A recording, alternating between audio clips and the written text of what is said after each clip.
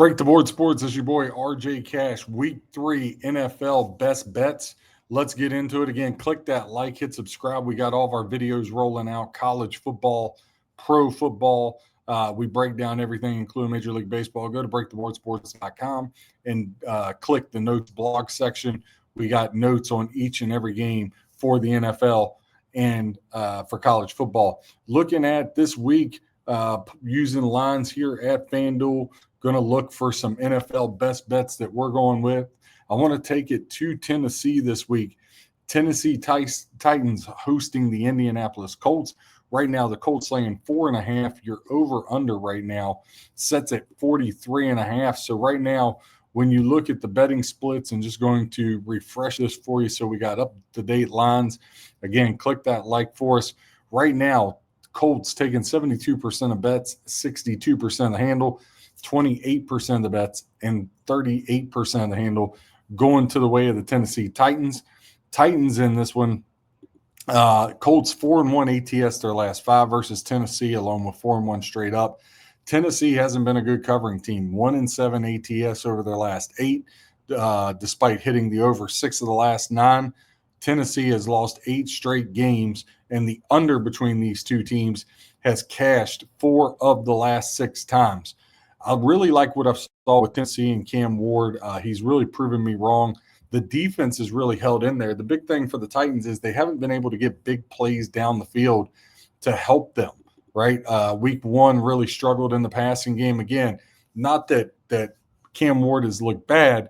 They've just struggled to score points. But we know the NFL. You can't believe what you see with your eyes. Last year, these two matchups, the main one was in Tennessee. The Colts won that game 20-17 over a Tennessee team that was far worse. Titans are going to be a best bet this week. We're going to go ahead and take them plus 4.5.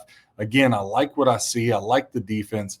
The Colts, I really think for them, I don't think Denver is as good as we thought. And let's be real, the Colts shouldn't have won that game. And then they played a bad Miami team that they caught week 1.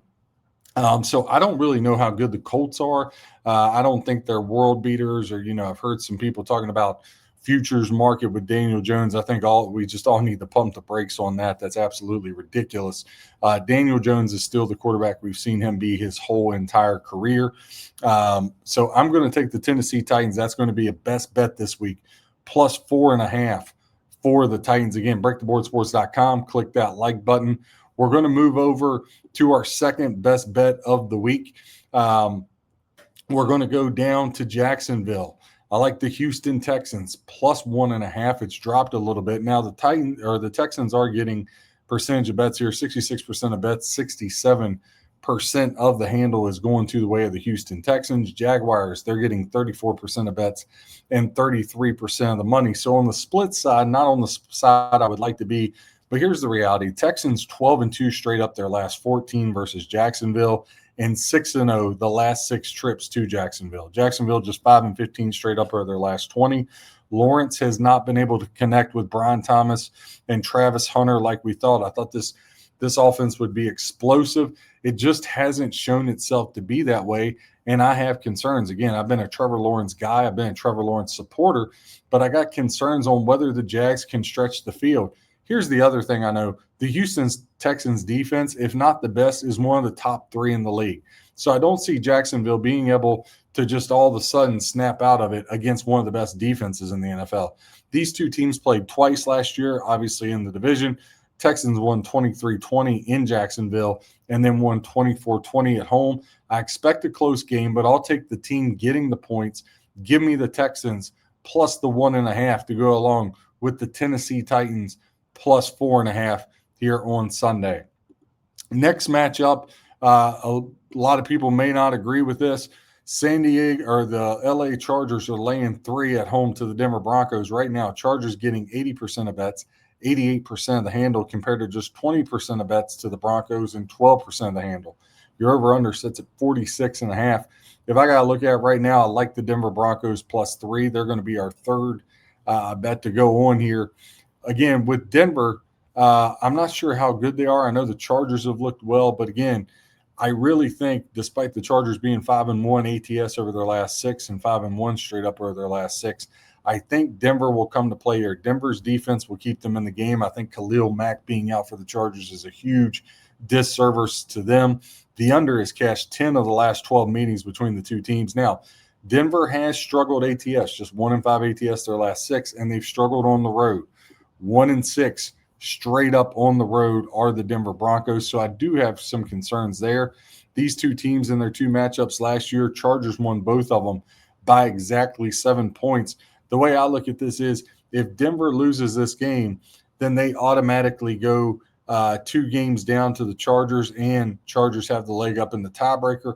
I think Denver gets on track here with the Chargers. I think it's a tight game, but I'll take Denver as our third bet, +3 to go along with Titans +4.5 and the Houston Texans +1.5.